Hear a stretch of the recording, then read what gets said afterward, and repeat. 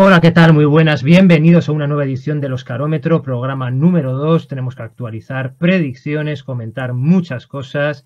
Hay estrenos, hay actualidad, hay noticias, hay intuiciones, hay ya nervios. Esto va avanzando este mes de octubre, va abocándonos ya a noviembre y es el momento de hablar, como no, como habla todo el mundo, de Scorsese, de Los Asesinos de la Luna, pero también de mucho más.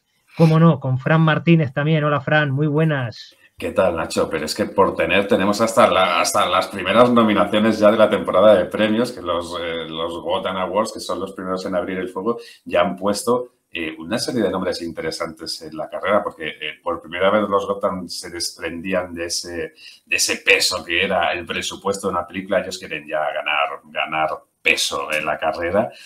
Y hasta Barbie ha rascado nominación en los Gotham Awards. O sea, podemos repasarlo así brevemente como los primeros premios de la temporada. Pues los Gotham unos premios muy curiosos que, como dices, han quitado ya el esto de independiente, pero Los Asesinos de la Luna no estaba inscrita, Oppenheimer tampoco, y luego las pocas nominaciones que es decir, la presencia, como tú dices, de Barbie o de Ferrari es muy limitada, pues han quedado solo en nominaciones para Ryan Gosling, nominaciones para Penélope Cruz, pero bueno, sí que es interesante. Y antes, si te parece, de repasar las películas, a mí me entraron ganas de decir, cuando salieron las nominaciones, decir, bueno, estos se llevan toda la atención porque son los primeros, la gente está sedienta de premios, y es verdad que los Gotham juegan a eso, de que como son los primeros, la gente se lanza a cuchillo, pero realmente es que de los últimos 10 años han acertado 5 veces la ganadora del Oscar. Entonces, realmente es bastante llamativo que al incluido el año pasado, que fueron los primeros en poner recordemos, en todas partes en Spotlight, Moonlight, Nomadland y toda la vez en todas partes son las son las películas, y Berman, perdón, 5, Berman, Spotlight, Moonlight, Nomadland y toda la vez en todas partes. En la última década, 5 ganadoras del Gotham también ganaron el Oscar, así que mucho ojito teniendo en cuenta las nominadas. El año pasado estaba ahí Brendan Fraser, estaba Michelle Yeoh, estaba Paul Mescal, estaba Cate Blanchett, había datos ya que podíamos tener. Por tener estaba hasta Ke-Huy Quan, que ganó también el premio de actor secundario y que ahora está en huelga, lo he visto en las manifestaciones estas dos actores. O sea, es verdad que como que van ganando ese pequeño peso por ser los primeros, y que yo creo que podemos leer las nominaciones siempre entre líneas, ¿no? Quitar un poco esa paja que hay y sacar algunas conclusiones, como por ejemplo, qué pinta nominada Penélope Cruz por Ferrari aquí. Estamos a las puertas de su quinta nominación. Es interesante verla ahí, ¿eh? A mí, una película que no se ha visto, que no se ha estrenado todavía. Lo que es muy curioso siempre es, está, por ejemplo, Andrew Scott por Desconocidos, que es la película más nominada, con 4 nominaciones, y que está todo el mundo absolutamente desmayado con esta película y devastado. Pero está Andrew Scott, no está Paul Mescal, sí que está Claire Foy, que a lo mejor hay que tenerla ya en cuenta a partir de ahora. Sí. Y luego, por ejemplo, cosas siempre curiosas, que siempre pasa lo mismo. Está nominado Ryan Gosling, pero no está nominada Margot Robbie. Está nominada Da'Vine Joy Randolph por Los que se quedan, pero no está Paul Giamatti. Entonces, las tenemos en cuenta, pero no las terminamos de tener en cuenta, porque claro, tú estás nominando a Da'Vine Joy Randolph, pero en cambio es la única nominación de la película de Alexander Payne. Entonces hay que coger un poco siempre con papel de fumar, porque es un poco como un batiburrillo para que todos estén contentos. Y más sobre todo cuando uno ve la nominación de Lily Gladstone, que dicen, bueno, como no la podemos nominar por Los Asesinos de la Luna, vamos a ver qué más tiene, y la nominamos por otra película, que en este caso es, la tengo por aquí, The Unknown Country. No sé lo que es. The Unknown Country. Y luego también muy llamativo la presencia del cine internacional con, ahí tenemos Anatomía de una caída, 2 nominaciones, 3 nominaciones para La zona de interés, y una nominación también para A fuego lento, la película francesa, la nominación de Juliette Binoche. Pero bueno, muy llamativo, pero lo que sí que está claro es que parece que hay 2 que salen muy favorecidas de aquí, una Desconocidos, como decíamos, y otras, como no, otra película que si Desconocidos te deja devastado, Vidas pasadas también hace lo mismo, y son las 2 más nominadas, con 4 y 3 nominaciones respectivamente. Yo creo que son más relevantes estos premios por los nombres que pone que por las ausencias. O sea, por las ausencias de Margot Robbie o de Paul Giamatti, yo creo que no son llamativas. O la de Sandra Hüller, que está nominada como actriz de reparto por La zona de interés y no por Anatomía de una caída, que ya lo hemos hablado en algunos carómetros. También habíamos hablado de que cómo más se van a dejar fuera a Margot Robbie, pero es verdad que a día de hoy muchos portales norteamericanos la dejan fuera en puestos de 8 y 9 en los rankings. Entonces, yo creo que las ausencias aquí no son relevantes. De hecho, en las nominadas a Mejor Película, la única realmente que tiene opciones de saltar a los Oscars es Esas vidas pasadas. Pero sí son más interesantes las presencias. Que esté Lily Gladstone, aunque sea por otra película, ya nos dice por dónde van a ir los tiros. Y estoy deseando de hablar de Lily Gladstone y de Los Asesinos de la Luna, la última película de Scorsese, y ver si el estreno, que ha tenido además mucho éxito, ha impactado en el Oscarómetro. En el mío ha hecho algunos movimientos, ya lo voy advirtiendo. Y luego nominaciones interesantes, pues Jeffrey Wright, que es uno de los nombres que más hemos estado hablando, ahí está. Hay que decir que los Gotham unifican como el Festival de San Sebastián en categoría de interpretación protagonista y secundaria. No tienen dirección, tienen un premio de dirección Nobel, son unos premios, pues eso, un poco a su estilo, pero que se cuele ahí Juliette Binoche, Penélope Cruz, Sandra Hüller por La zona de interés, mi querida Rachel McAdams por la película que yo la tenía en el Oscarómetro primero de Are You There, God? Hombre, Charles Melton por May December, que también está ahí. Va a ser tu que Weekend de este año. No está ni Julianne Moore ni Natalie Portman, está Charles Melton. Está Charles Melton. Es bastante llamativo.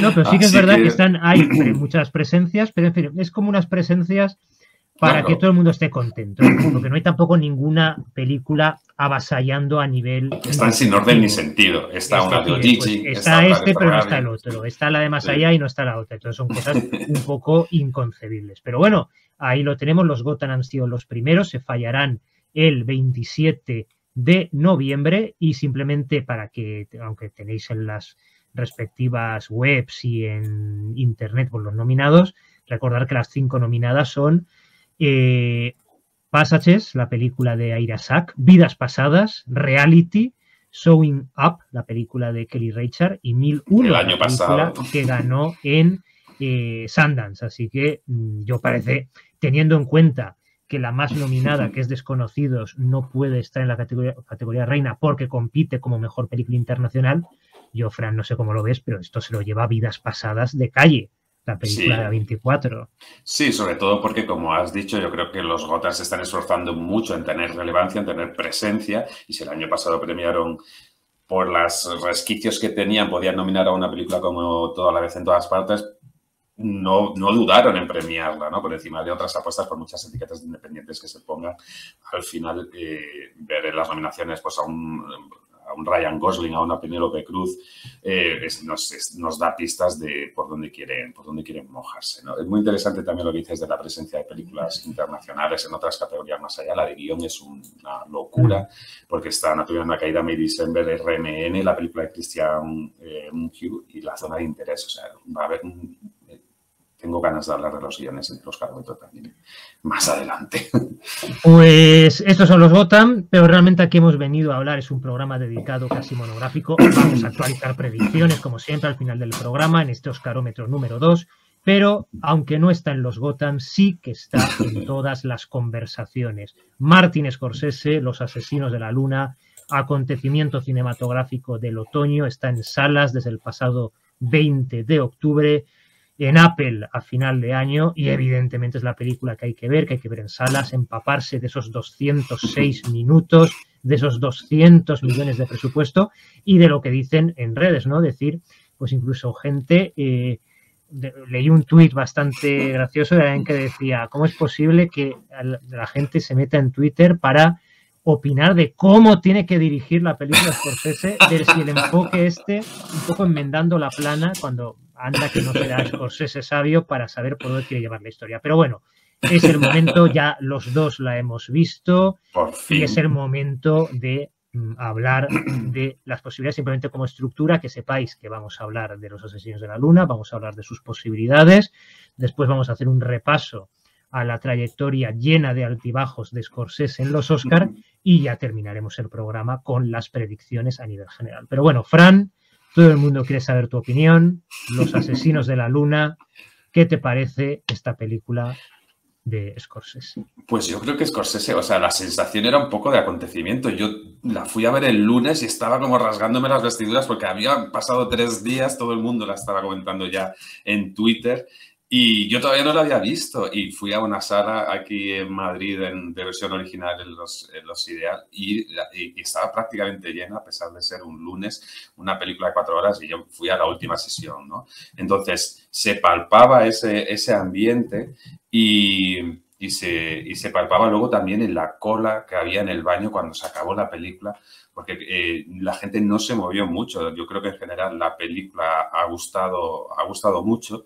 A mí en particular me parece una película absolutamente imperfecta por muchos motivos. Yo creo que Scorsese ya es ya un señor mayor y yo creo que ese Scorsese de la generación TikTok que ha convertido el Lobo de Wall Street en su película favorita, en un meme, probablemente si asiste a ver una película como Los Asesinos de la Luna termina un poco espantado. Yo creo que es una película como muy coherente con el momento en el que puede estar Scorsese ahora en su vida y en su carrera y como tal tiene cierto aliento, cierto desaliento, casi testimonial de lo que ha sido su cine y de lo que es su mirada sobre su propio país, ¿no? Se han esforzado mucho en buscarle títulos, en buscarle referencias. Scorsese ya sabemos que es un historiador del cine, de la historia del cine, además de director.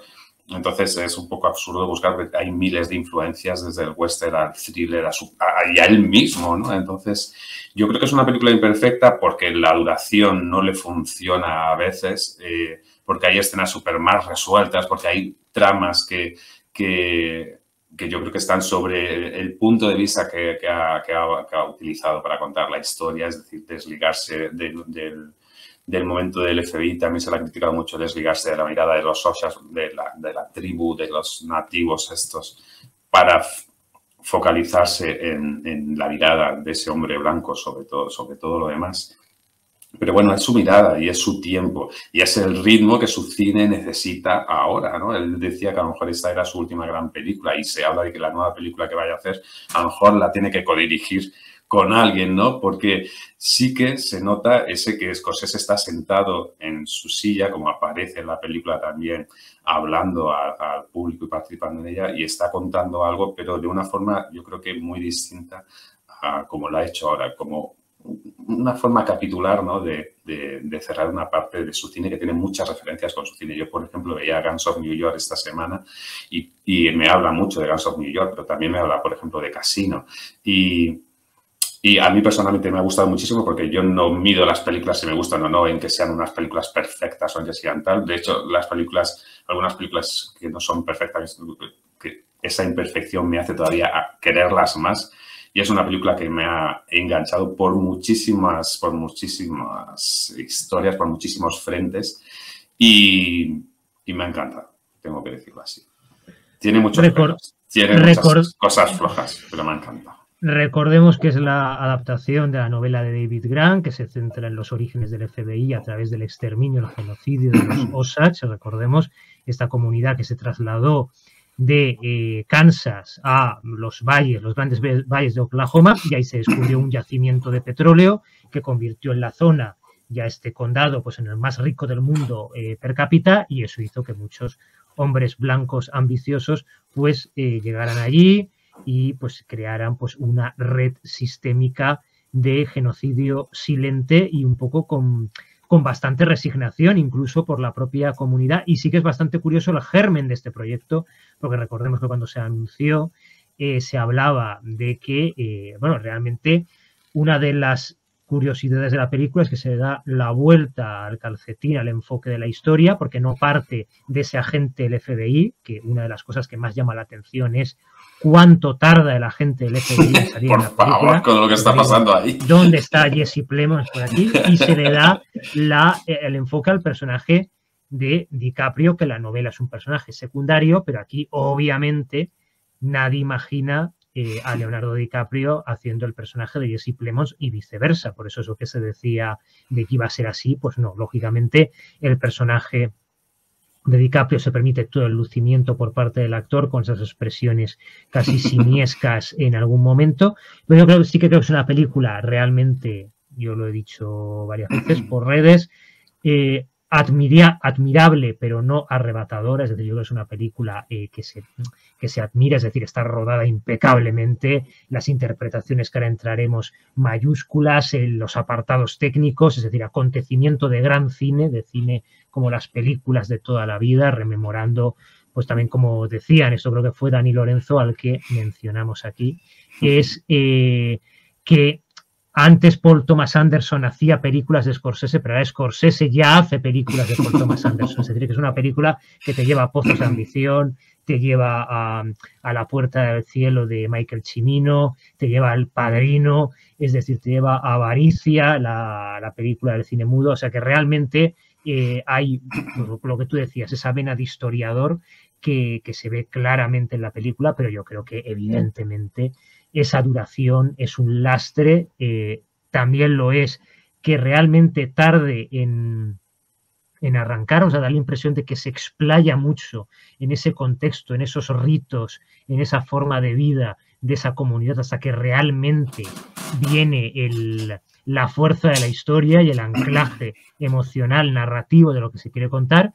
Y luego yo, por ejemplo, lo comentábamos, yo me acuerdo cuando se vio en Cannes, lo que se decía, vamos a ver, el juicio no puede ser más poco vibrante, o sea, los juicios en el cine, que son una maravilla de verlo, pues este juicio en el tercer acto, que al final, pues entre John Lithgow, que sale poco, Brendan Fraser, que sale poco, pero demasiado para los excesos que hace y todo, pues que realmente dices, a ver, da la sensación de que es una película a la que no se le pueden achacar peros, es una película contundente, pero que realmente le falta pues esa alma o esa emoción para que realmente sea arrebatadora, a pesar de que lo intenta absolutamente y del corazón que es en la historia el personaje de Lily Gladstone, pero que realmente se queda un poco corta en emoción y tiene que llegar, sin decir spoilers, ese epílogo, por así decirlo, o esos títulos de crédito en forma de radioteatro prácticamente, para que realmente se conozca o se desactive o que emerja ese botón emocional que tiene la historia y que durante el metraje no termina de salir, porque es una película que se regodea en su excelencia, en Scorsese rodando, que rueda como Dios, está claro, pero que realmente sí que se le hubiera pedido un poquito más de caldo emocional, más teniendo en cuenta que la película exige esfuerzo y paciencia para el espectador, lo que tú decías. Scorsese, un director muy alabado por la generación millennial, especialmente por sus colaboraciones con DiCaprio y por El Lobo de Wall Street, pero que aquí se encuentran con una película muy distinta de ese tono, porque es un tipo de cine que actualmente ya no se hace. Sí, pero yo ya te digo, yo creo que es el tipo de cine al que ha llegado justo el cine de Scorsese, que habitualmente es un director que lo relacionamos, ¿no?, con movimientos de cámara muy sincopados, como un montaje frenético de Thelma Schoonmaker, con actuaciones como también muy alucinadas. Y aquí se despoja un poco de todo eso, pero la temática es donde se profundiza y donde conecta, ¿no?, con su filmografía. Hay partes de la película que me sobran directamente, es decir, tienes muchas ganas de que lleguen los agentes del FBI, pero cuando llegan los agentes del FBI, Scorsese ya te ha contado la película que quería contar. Es decir, a mí ya ese acto final en realidad carece ya de, o sea, no me aporta nada, porque yo creo que el foco de la película está en esa forma que tiene de construir esa sensación de terror, de cómo esa comunidad que ahora vive en la opulencia y tal, se va básicamente desapareciendo delante de tus ojos. La voz en off de Lily Gladstone diciendo, esta persona murió por muerte de no sé qué, esta otra persona murió porque se suicidó, esta otra persona murió porque no sé qué.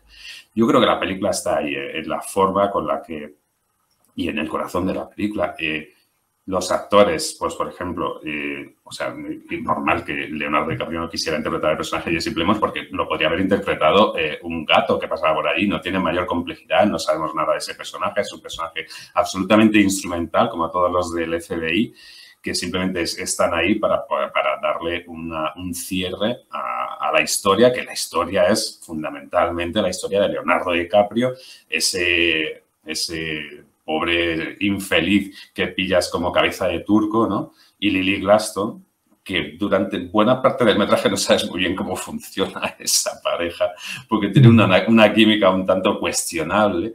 Me ha gustado lo que has dicho de simiesco, porque yo creo que esas expresiones que pone en realidad es que están referenciando a los propios monos, porque es un personaje como muy simple, ¿no? Y que utilizan básicamente como instrumento para poder llevar las maldades, ¿no? Del personaje Robert De Niro. Pero, ¿qué pasa? Que está Lily Gladstone. Y hablemos de Lily Gladstone porque también en Twitter se ha cuestionado de, oye, pues es que tampoco es tan protagonista, tampoco es tan... a mí me parece que es absolutamente protagonista y que la película sin ella no sirve para absolutamente nada. Es decir, toda la película, el personaje de Leonardo DiCaprio, incluso el de Robert De Niro, orbitan alrededor, yo creo, del personaje de Lily Gladstone y ese retrato súper poderoso y súper bonito que construye con sus hermanas y con su madre en esa casa que, joder, es que no sabes lo que está pasando, pero que van cayendo una a una delante de tus ojos. Es una especie, ¿no?, de 10 negritos y lo que sorprende es eso, es esa resignación de esta comunidad frente a esa codicia del sueño americano, esos claroscuros del sueño americano y de cómo tú en ningún momento es como que se da por hecho y luego dicen, no, es que esta comunidad tiene una esperanza de vida corta, 50 años. O sea, pero básicamente, claro. Está todo como y se casa con el personaje de DiCaprio y todos están contentos y todo tal y todo feliz, pero es como decir, bueno, pues es que realmente todas estáis corriendo el mismo destino por las mismas causas y que realmente es evidente lo que está pasando. Y que tú sospechas durante toda la película que Lily Gladstone es más lista de lo que dice, de lo que parece, y el resto de la gente un poco también, ¿no? Es muy bonito el personaje este que es amigo de Robert De Niro y que dice que ha intentado suicidarse varias veces porque tiene problemas de soledad y de tal. Y es verdad que, claro, es una comunidad normalmente oprimida por el hombre blanco que es difícil que se vaya a revelar a pesar de lo que está pasando. Es como una comunidad como respetuosa, lo dice también uno en algún momento. Antes sabía contra quién tenía que luchar y lo hubiera matado, pero ahora no tengo ni idea contra quién tengo que luchar porque es otra cosa, ¿no? Y eso está muy bien construido. Y la atmósfera de terror que va increciendo y te va atrapando porque los personajes, ya te digo, de la familia de Gladstone y ella misma son muy poderosos, ¿no? Entonces, ahí está la película. Yo creo que eso es lo que quería contar. Lo que pasa es que la película es muy ambiciosa, abarca muchísimo tiempo, hay unas elipsis que desde luego que de repente aparecen ya Lily Gladstone y Leonardo DiCaprio con 2 críos por ahí, de cuando se han engendrado siquiera, ¿no? Y aún así la película va a más, ¿no? Entonces, ese guión está claro que el cheque en blanco de Apple tenía que haber dicho, oye, a ver, céntrate en el tiro. ¿Por dónde quieres ir, no? Porque hay secuencias que es como la secuencia del juicio, es la peor secuencia de juicios de la historia del cine. Por favor, son 3 minutos, 4 minutos y no solo por Brendan Fraser, es porque ni siquiera tiene peso en la trama esa secuencia. No, ahí se nota... Lo puedes poner con unos títulos al final de la película o como lo resuelve el final de la película Scorsese, ¿no? La visita que hace Lily Gladstone al presidente de Estados Unidos, que es ese, entiendo cuando dicen que es esa mirada de hombre blanco condescendiente sobre esa comunidad, ¿no? Y casi de Salvador. Cómo está retratado, ¿no? El presidente de Estados Unidos cuando habla con Lily Gladstone en unas escaleras, una secuencia absolutamente intrascendente también, aunque se supone que ese es el germen para que luego entre el FBI, ¿no? Y entiendo también a los que le critican su falta de, como decía Alberto Corona, su inanidad política. Es verdad que es una película que centra sus tiros en otras cosas, pero que el FBI, que es una figura como muy controvertida, que aparece como súper blanca y súper limpia, súper transparente, unidimensional por completo, y a lo mejor a una película como esta le necesitaba buscar una mirada un poco más fiereza en ese aspecto. Y antes has mencionado a Cimino y me vi también la película de La Puerta del Cielo de Cimino, que es un peliculón que a mí me gusta de siempre. Era un póster que tenía, lo intento buscar porque tenía el póster de La Puerta del Cielo en mi habitación durante muchísimo tiempo de mi adolescencia. Que es la bandera americana con las cabezas flotantes ahí. Y es un peliculón y cuenta algo muy parecido, pero muy, muy, muy parecido. En este caso es el exterminio de los inmigrantes que están llegando a América por parte de los inmigrantes que llegaron antes, ¿no? Y que quieren también controlar las tierras y esto. Pero, sin embargo, su mirada, hay también cierto desencanto, ¿no? De esa generación que estudió en Harvard y que ahora, pues, no han cambiado nada. Hay otra poesía ahí. Y Scorsese aquí es más expositivo y le funciona muy bien, como decía, toda la parte familiar, toda la parte de ese pueblo fantasma, por supuesto, los destellos de violencia que ilustran como flashback lo que están contando con lo que verdaderamente ha pasado y tal. Todo eso está muy bien. Pero quizá, pues eso, toda la parte donde divaga más, toda la parte del FBI, del este, se hubiera solventado con unos titulitos de a este no le pasó nada, a este tampoco le pasó nada, a este tampoco le pasó nada. Pues bueno, la verdad es que sí, la verdad es que es una película en la que también se evidencia eso que puede ser también, luego lo analizaremos, su hándicap de cada academia, es decir, Scorsese quizás en su momento, luego lo comentaremos en su trayectoria, fue demasiado moderno, porque lógicamente irrumpió en esa generación de los 70, y ahora es demasiado clásico, ahora es demasiado heredero de una época, de una forma de hacer Pero cine, no clásico en el sentido mal de la palabra, o sea, yo creo que la película es muy rompedora, ya quisiera Thomas Anderson transmitir ese terror que te digo en una mujer o en una familia.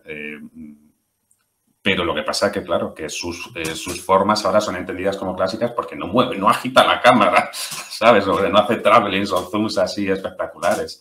Thelma Schoonmaker también está mucho más relajada aquí. Es una película de 4 horas, pero con unos planos muy tal. Es una película cadenciosa en todo, en la fotografía, en la banda sonora, en las interpretaciones, es decir, que también siendo unos personajes que se permitirían más, es decir, los propios personajes se toman su tiempo, es decir, Lily Gladstone es todo la mirada. Leonardo DiCaprio, a pesar de que se le diga que si su mueca y que si tal, está relativamente contenido para lo que puede ser el personaje. Y luego Robert De Niro, pues evidentemente lo que, ahora que lo has visto, creo que, no sé si tú también opinas eso, ¿no? La mejor interpretación de Robert De Niro en 30 años posiblemente, o una de las mejores, porque además es una de las cosas que sorprende al ver la película, es lo que me sorprendió a mí, la mucha presencia que tiene el personaje de Robert De Niro y cómo, pudiendo ser un personaje, pues así un poco de, entre comillas, de capo, pues es esa presencia inquietante y cómo la película juega muy bien con todos esos tonos ambiguos que tienen todos los personajes y realmente... por lo que decía Scorsese, ¿no? Dice, bueno, pero no nos olvidemos que realmente, a pesar de todo, pues se supone que los personajes de DiCaprio y Lily Gladstone están enamorados. No sabes realmente qué hay ahí de amor, de codicia, de necesidad, es decir, hasta qué punto Lily Gladstone piensa que le interesa pues esa forma de vida, pensando lo que piensan luego también pues, muchas mujeres en casos similares. No, a mí no me va a pasar. A mí no me va a pasar, sí. Le pasa a mis hermanas, pero a mí la no. La más lista, la madre. ¿Por qué os casáis con hombres blancos? Sí. que estáis aquí ensuciando la sangre. Pues luego pasa lo que pasa y luego realmente pues en la película pues sí que se nota eso. Pero realmente es una cinta que exige un esfuerzo. A mí la verdad es que estuve las 4 horas y ni me terminé las palomitas ni nada. O sea, no se me hizo para nada larga, porque es verdad que te está contando muchas cosas durante todo el tiempo. Y no es una película contemplativa en la que tienes un plano de 10 minutos en silencio, sin pasar nada más que un pato atravesando el frame. No, aquí pasan cosas constantemente, por lo tanto yo creo que la película, a mí por ejemplo, no se me hizo nada pesada, ni miré el reloj, ni siquiera me metí en Twitter. O sea que yo creo que en ese aspecto la película funciona muy bien. Yo creo que funcionará también en formato miniserie en Apple. La gente se la pondrá ahí. Y sobre el personaje de Robert De Niro, yo creo que es tan gustoso porque durante toda la película es increíble, pero yo no sé si durante toda la película es un personaje con 2 caras completamente, ¿no? Entonces tiene esa imagen de salvador, de que ha hecho escuelas, de que ha hecho hospitales, y por otro lado es un personaje súper oscuro, lo que le hace un contraste y una tridimensionalidad al personaje súper interesante. Y De Niro sabe muy bien qué cara poner en una circunstancia y qué cara poner en otra. Y lo que pasa es que mantiene todo ese juego durante toda la película y estás deseando que llegue ese momento final en el que DiCaprio y De Niro por fin enfrentan posiciones y se dicen las cosas a la cara, porque dices, a ver, DiCaprio, tu personaje es como es, pero es que, ¿qué estás haciendo, no? Y tardamos mucho en llegar a ese momento final de los dos. Me pasa mucho, yo creo, yo creo que no tanto a nivel narrativo, sino a nivel o sea, de sensación. Yo creo que es una película que se saborea muy bien en el sentido de que se toma su tiempo, sabe tomarse su tiempo. Sí que es verdad que se notan, a pesar de que, lo que tú también has comentado, a pesar de que se pase relativamente llevadero el metraje, se puede hacer larga pero sin ser pesada, pero que sí que se nota claramente los tijeretazos son evidentes en personajes, en situaciones, y eso al final un poco te saca a veces de la historia. Y luego es verdad que hay algunos momentos pues que dices, es una película que a lo mejor está en todo momento en un 9 o en un 9,5, pero realmente a lo mejor no llega a un momento de rotundidad absoluta. Es decir, es que hasta el enfrentamiento final, entre comillas, entre DiCaprio y De Niro es un poco, entre comillas, anticlimático, porque es que realmente hasta la famosa escena de una habitación llena de lobos y tal, en la que intentan así se la carga Brendan Fraser a DiCaprio, pues aparece ahí ese extra de la ballena y ¿por qué? Esa secuencia estaba mucho mejor en el tráiler con el ritmo que le daban de los lobos. ¿Has visto algún lobo en esta foto? Y luego en la película es como me las has jodido, cabrón. Sí. Bueno, yo de todas formas, que te ves a todos hay opiniones. Del pueblo ahí y, lo que se puede decir es, yo creo, la crítica ha pasado el filtro. Creo que todo el mundo creo que, vamos a, yo creo que esta película lo que realmente ha asentado, porque creo que es un argumento que ya se ha utilizado mucho, es que Scorsese es el director vivo con mejor filmografía. O sea, eso yo creo que es algo indiscutible. Con algunas películas te gustarán más, algunas películas te gustarán menos, pero desde los 70, 50 años de trayectoria inmaculada, y esta película es como un colofón a toda su carrera. La crítica la ha adorado. La taquilla, recordemos que se estrenó con 23 millones de dólares en Estados Unidos. Es el tercer mejor debut de una película de Scorsese, solo después del Lobo de Wall Street y de Infiltrados. Evidentemente no llega a los números que, por ejemplo, tenía Oppenheimer, pero es que tampoco aspiraba a ello, porque además su metraje impide que haya pues tantas sesiones. Ya viene el tema de los Oscars, lo que nos interesa. La industria, lo que decíamos, o la oportunidad de consagrar, bien por una narrativa de homenaje, por una narrativa de calidad, por una narrativa de reivindicación de esta comunidad y un poco como una expiación de los males del sueño americano, o bien por lo que sea, para encumbrar a Scorsese y un poco jalonar su trayectoria en los Oscars, o perfectamente la tercera película con muchas nominaciones de Scorsese que se vaya de vacío después de Guns of New York y El Irlandés. Yo te diré que yo tengo aquí mi cálculo de nominaciones. A mí me salen 12 nominaciones para... sería la más nominada, entonces. Yo creo que la más nominada de la trayectoria de Scorsese, porque tiene el récord en El Aviador y Hugo con 11. Las dos se llevaron 5 Oscars. Es muy curioso que las dos que tuvieron 11 nominaciones se llevaron 5 Oscars y las dos que tuvieron 10, 0. Son vidas paralelas. Eso sería Scorsese batiendo su récord con 12 nominaciones, pero yo no sé tú, a mí me cuesta, por mucho que quiera, verla a día de hoy favorita en alguna categoría, con lo cual ahora la veo más cerca otra vez de irse de vacío que de ganar algún premio. No sé tú, tras verla y teniéndola reciente, ¿cómo ves sus posibilidades realmente? Yo creo que los años estos que has dicho en los que El Aviador y Hugo ganaron 5 Oscars, todos de carácter técnico, bueno, Kate Blanchett le regalaron 1 como actriz secundaria en El Aviador, era porque era la película técnica de ese año. Es decir, los Oscars nos están acostumbrando que cada año cogen una y les da la pedrea técnica, ya sea un Mad Max, sea un Gravity, sea un Dune. Ese año les tocó a esas de Scorsese nada más. En los otros años, pues no me acuerdo cuál sería en El Irlandés o cuál sería en Guns of New York, pero habría otra que acapararía a los técnicos. Este año tenemos películas con presencia técnica. Tenemos a Oppenheimer, que probablemente rasque en foto, en edición o en sonido. Tenemos a Pobres Criaturas, que rascarán los apartados de artísticos, de diseño de producción, de vestuario, de maquillaje. Entonces, todo eso nos deja un poco descolgada a la película. La leyenda de Scorsese, pues esa carta ya se jugó con Guns of New York, se jugó con El Aviador, o sea, cuando Weinstein recoge a Scorsese después de unos años que venía de los 90 ya muy tocado y un poco olvidado, porque es un momento de gloria, los 90 fue uno de los nuestros, pero luego terminó la de esa década con Al Límite, que es una película que no vio absolutamente nadie, hasta que llegó Weinstein, lo rescató y dijo, oye, que Scorsese no tiene un Oscar, 10 nominaciones, 0 Oscar.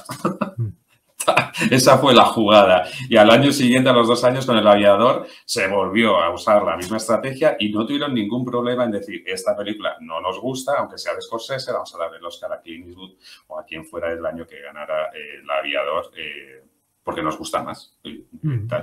¿Qué pasó con Infiltrados? Pues básicamente que el resto de películas eran peores. Bueno, no eran peores, pero tampoco eran ninguna películas extraordinarias. Estaba La Reina, estaba Babel, estaba Pequeña Miss Sunshine, pero no eran películas que te dijeran, oye, ¿qué va a pasar? Este año yo creo que Los Asesinos de la Luna, por todo lo que hemos contado, es una película que yo creo que hay cierta reverencia por parte de la crítica. Yo he echado de menos a la hora de leer reseñas críticas algo más de crítica, ¿no? Hay como cierto procesionamiento hacia el cine de Scorsese que no beneficia a nadie, ni hacia el cine de Scorsese y hacia muchos autores de este tipo, ¿no? Entonces, no beneficia a nadie que hagas críticas grandilocuentes o las reacciones después de Cannes hablaban, vamos, era el quinto advenimiento, ¿no? Es una película compleja, es una película imperfecta y pues no tiene por qué ser una película de 10, tampoco los Oscar premian películas de 10. Yo ahora mismo creo que sus mejores bazas pasarían por hacerse fuerte en categorías, yo qué sé, en fotografía, pero quizás donde mejor puede tolerarse en un guión adaptado, donde va a tener cierta presencia. Y en las categorías de interpretación, o sea, ¿puede ganar Scorsese un premio por ser Scorsese y quitárselo a Lanthimos o a Nolan? Yo no creo que estemos en ese punto. A mí las dos que me salen son película, dirección, actor, actriz, actor de reparto, guión adaptado, fotografía, montaje, diseño de producción, vestuario, música y sonido. Serían 12. Pues ahí se te caerá la de música.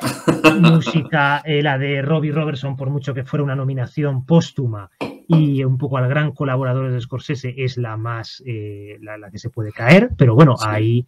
ahí puede estar entre 11, 12 nominaciones. Las otras 11 las veo perfectamente plausibles. Factible. Sería sorpresa que uno de los actores se cayera. O sea, Lily Gladstone no va a ser ese caso, pero ya lo hablamos en el anterior, en las primeras apuestas del Oscarómetro, como la categoría de actor y está como muy cerrada y el actor secundario también. Es que a mí, intentando actualizar proyecciones esta semana, digo, pero si es que estos van a ser los nominados, es que no puedo quitar a nadie, no puedo meter a nadie nuevo. Yo realmente, de las técnicas, aparte de que se comentaba, bueno, guión adaptado podría ser una buena opción. Diseño de producción sí que es una pena porque es un año que está, a ver, estando Barbie, estando Pobres Criaturas, no se lo va a llevar, pero el trabajo de Jack Fisk, que sería su tercera nominación, absoluto veterano, que todavía no ha ganado el Oscar, sería una pena. Ahí tenemos también este año también a 2 mujeres peleando por montaje, Jennifer Lamb por Oppenheimer y Thelma Schoonmaker por Los Asesinos de la Luna. Ya tiene 3 Oscar. Thelma Schoonmaker, si ganara el cuarto sería la montadora con más premios, pero bueno, sí que es verdad que cuesta de momento ver a Scorsese ganando algún premio, pero bueno, sí que va a ser de las multinominadas, pero a día de hoy puede pasar eso porque es, nos guste o no, el tipo de película que los Oscar pues no premian o porque por su ambición o por su clasicismo o por su duración o porque no termina de tener un caldo emocional como otras películas. Entonces parece que va a ser esa película pues multinominada como todos los años, pero que luego llega finalmente sin opciones reales de ganar. Veremos a ver qué es lo que pasa. Sí, será una pena si termina con 0 Oscar, la verdad. Aunque sea lo que está apuntando hoy, pero bueno, vamos a ver, yo creo que sí hay que hablar de posibilidades, es justo esta semana que se ha estrenado, pero de todas formas, si te llama la atención, yo creo que hemos aprendido un poco todos, y se agradece, porque ha habido muchas opiniones de los Asesinos de la Luna, pero poca gente se está mojando en el tema de los Oscars. Es decir, no es como otras veces, favorita todo, sí, eso es verdad. no sé qué, tal. O sea, la gente sabe, seguramente porque ven el Oscarómetro, y el Oscarómetro en 3 temporadas ya está haciendo escuela, Claro, que estas películas no ganan. Es una pena, puede gustar más o menos, pero estas películas no ganan. Y sí que es una cinta que ves, hablan de Lily Laston, hablan de Niro, de DiCaprio, del Thelma Schoonmaker, la fotografía, tal, pero poco se ve de favorita todo, va a ganar, no sé qué. Primero, porque tampoco hay un apartado claro realmente, y luego, segundo, pues porque todo el mundo sabe que viniendo de donde venimos, viniendo de Coda y viniendo de toda la vez en todas partes, pues hombre, es verdad que volvería a ser un giro de 180 grados bastante agradable también, pero que no parece que case mucho con lo que la Academia suele. A mí me sorprendería que esta película terminara ganando el Oscar, a pesar de que a pesar de las críticas recibidas y a pesar del éxito, habrá que ver cómo evoluciona, aunque yo creo que la taquilla en este caso no es relevante porque básicamente le está dando visibilidad a la peli y tampoco entraba en sus planes que eso funcionara vía taquilla, vía box office, ¿no? Entonces, va a ser... o sea, ¿qué le falta a la película para que no estemos hablando de ella en esos términos? Porque tiene la narrativa, tiene el nombre. O sea, ya siempre hablamos de que una película tiene que tener algo más que ser una buena película para ganar. Y a lo mejor un nombre que se percibe, a lo mejor es un nombre que se percibe como consagrado. Es decir, pasa con Leonardo DiCaprio. Es decir, Leonardo DiCaprio le costó infinidad ganar el primer Oscar, y es que el segundo, si lo gana, también le va a costar. Es decir, hay actores que, o porque están considerados muy estrellas, que ya se les considera triunfadores de por sí, se considera que no necesitan estar premiados, pues les cuesta más que otros, y a Scorsese, pues con toda su trayectoria, toda su carrera, ya su Oscar por Infiltrados y todo, pues puede haber esa sensación de decir, bueno, pues es el momento de Nolan o es el momento de Yorgos Lanthimos. Pero bueno, vamos a hacer un poco de historia, porque Scorsese va a llegar a los Oscar con 81 años, Scorsese va a llegar con 50 años de trayectoria a sus espaldas, y si se confirma la nominación como mejor director, va a llegar como el segundo director más nominado de todos los tiempos. Sería con 10 nominaciones, desempataría con Spielberg, ahora mismo están los dos con 9, y Scorsese se situaría a 2 nominaciones solo de William Wyler, que es el que tiene el récord de nominaciones en mejor dirección, con 12.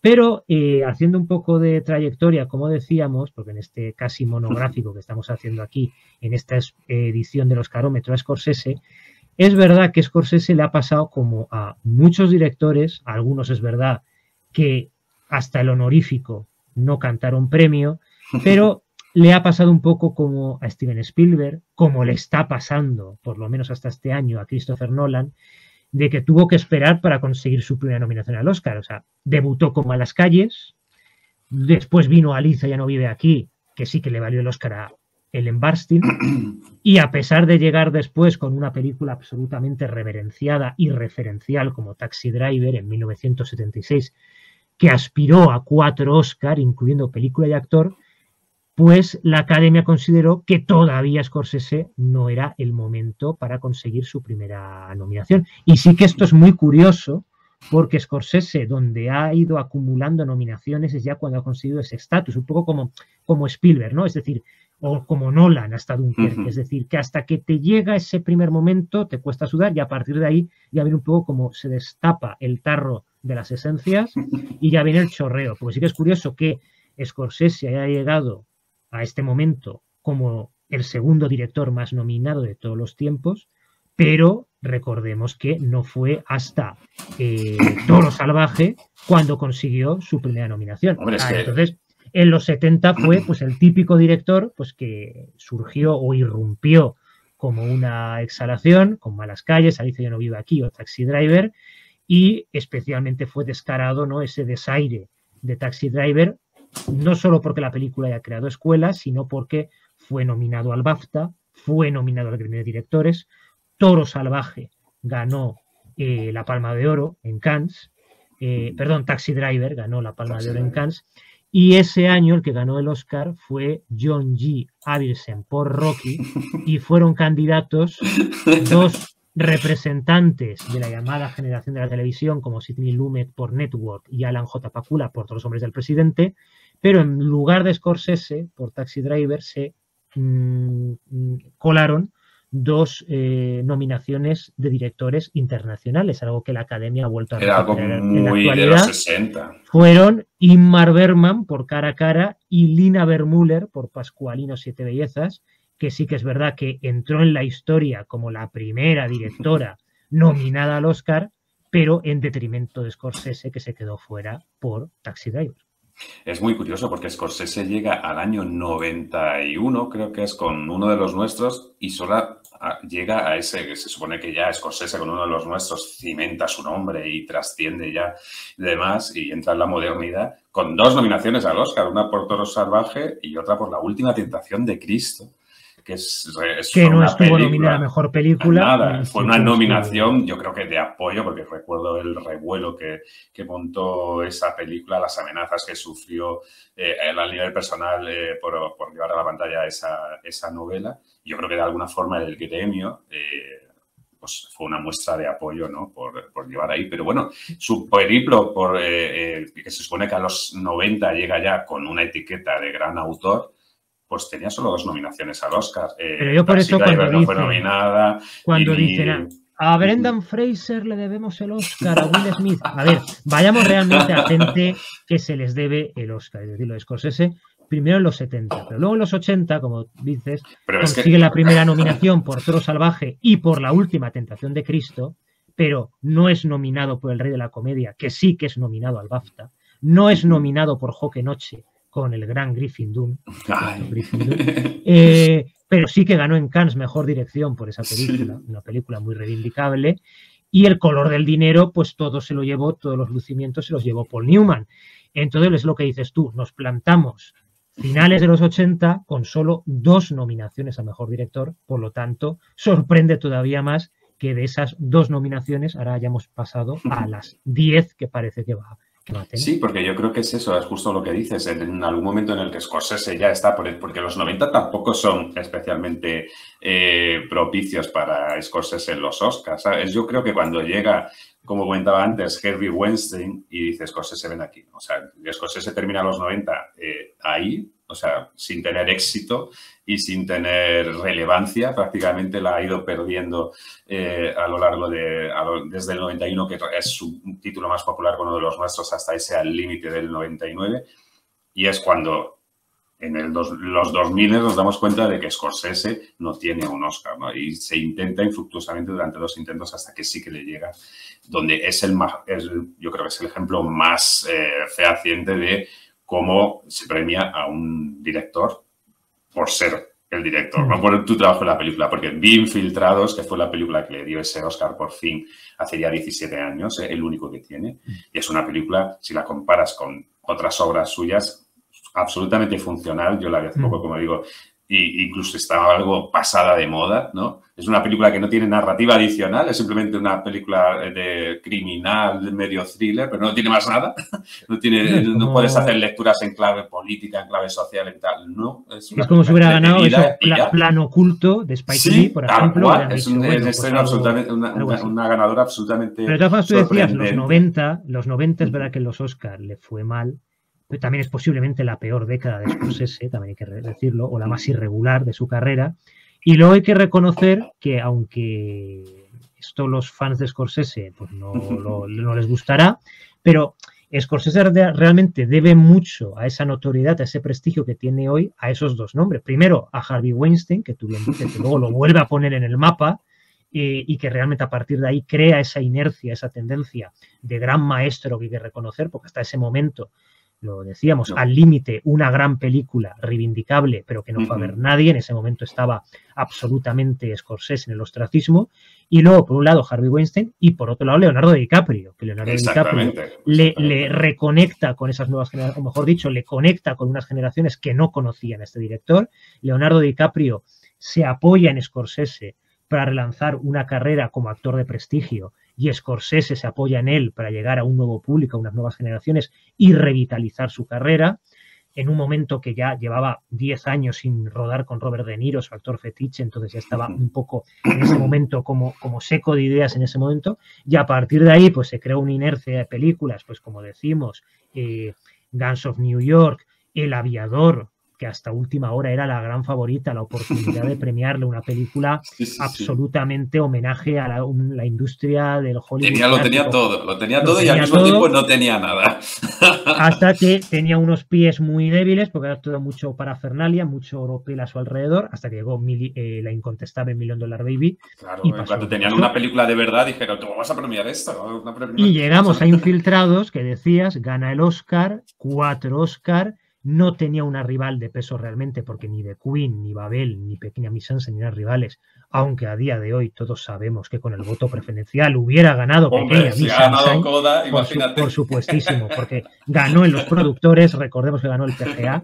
Y entonces nos encontramos con eso, con ese momento reverencia y un poco hasta qué punto no sabes un poco, no es que esté amañado, pero es un poco como decir, bueno, es que este es el voto que toca. Porque cuando nos vemos a Francis Ford Coppola, George Lucas, Steven Spielberg saliendo a presentar ese premio, pues dices, hombre, bien, pero es común decir, mira, es que hay que pasar por aquí. Claro, yo creo que es el ejemplo de eso más obvio de cómo un nombre gana el Oscar. Otro sería cuando lo ganó Paul Newman, ¿no? Por El color del dinero, por esa película de Scorsese.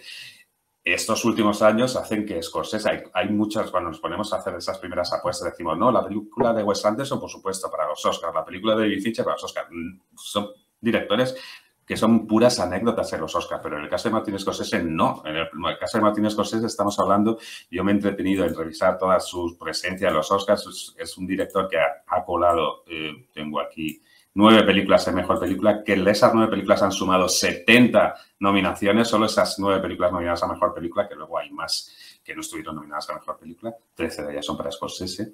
Y luego en el tema de los actores, tiene 23 de los actores que han trabajado con Scorsese en todo este tiempo han sido nominados al Oscar, y 5 de ellos lo han ganado por una película de Scorsese. Es decir, Scorsese ahora mismo es sinónimo de Oscar. O por lo menos de un puñado de nominaciones a los Oscar. Por eso, no, si hablamos de Los asesinos de la luna en clave de Oscar, no es gratuito porque estamos viendo lo que ha pasado en los últimos años con las películas de Scorsese y tiramos de estos. Y que de sus últimas 8 películas, 6 han sido nominadas a Oscar Mejor Película. O sea, solo quedaron fuera Shutter Island y Silencio. El resto han sido nominadas todas. De las últimas 8, 6 han sido nominadas. Y ahí tenemos La invención de Hugo, con 11 nominaciones y 5 premios técnicos. Era el año de The Artist, que supo encajar mucho mejor esa. Estaba primero el triunfo de Scorsese cerca, y luego que The Artist supo canalizar mejor esa nostalgia de homenaje al cine y todo eso. Algo que El Aviador no tenía, por ejemplo, todo ese rollo. Y luego El Lobo de Wall Street, que también es una película que llegó un poco, yo recuerdo que también fue un poco que llegó a última hora, es decir, estaba en las apuestas, pero un poco se estrenó a final de año, en diciembre. Fue Los Globos de Oro la que la puso un poco en el mapa, porque hasta entonces no la había visto nadie. Al final con 5 nominaciones que pueden parecer pocas, pero eran 5 nominaciones muy importantes. Yo creo que Scorsese ahora está en ese estatus. Es un estatus lo suficientemente meteórico como para reivindicar películas del pasado. Hablabas de esos 90, pero tú ahora te metes en esta generación TikTok y se ponen a hablar de Casino, o se ponen a hablar, incluso hay una reivindicación de La Edad de la Inocencia, por favor. Que yo fui a ver La Edad de la Inocencia al cine. Yo estaba en el 93 viendo esa película de cine porque soy una persona mayor. Esa película fue absolutamente un fracaso total. No le gustó absolutamente a nadie. Y ahora, fíjate, se reivindica La Edad de la Inocencia. Es el nivel de estatus que tiene... No, se reivindica todo y Casino... Claro, Casino pasó exactamente igual. Fue una película que no gustó absolutamente a nadie. Creo que tuvo más éxito, pero tuvo 0 presencia en la temporada de premios, en los premios de la crítica. Y curiosamente, las 2 únicas presencias relevantes en los Oscars fueron la de Sharon Stone como mejor actriz por Casino y Winona Ryder como secundaria por La Edad de la Inocencia, porque eran los únicos pozos de luz que había en esas películas. O sea, ¿cómo iban a nominar a Michelle Pfeiffer por ese papel absolutamente encorsetado? O sea, no supo leer para nada a Eddie Warzone. Se puede hablar de Guns of New York, se puede hablar del Irlandés como sus 2 grandes derrotas del Oscar, se puede vacío, pero lo que está claro es que sus 2 grandes derrotas fueron Toro Salvaje perdiendo frente a Gente Corriente, y luego, sobre todo, uno de los nuestros ganó por Lobos.